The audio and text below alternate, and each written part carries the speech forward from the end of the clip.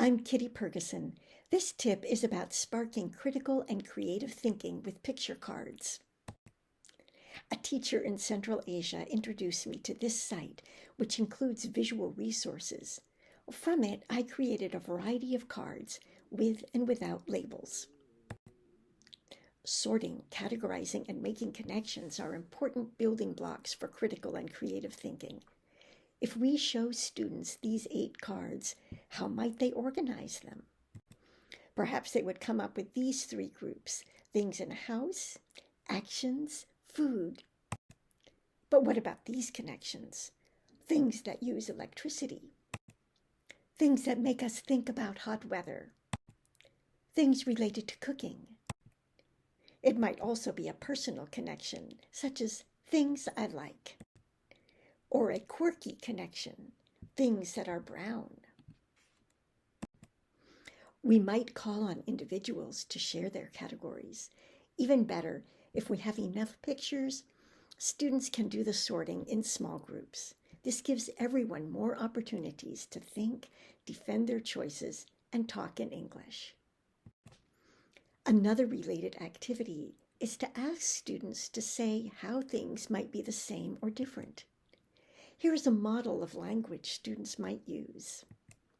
Let's compare these two. Onions and pomegranates are both something to eat, and so on. Another activity for a set of random cards that prompts creative and critical thinking is for students to make up a story that connects them. Beginners might need some scaffolding through sentence frames. If you color code the picture cards, blue for people, yellow for things, green for actions, you can make sure students get a good mix for a story. Finally, let's look at how individual pictures can get students thinking if we prompt them with questions.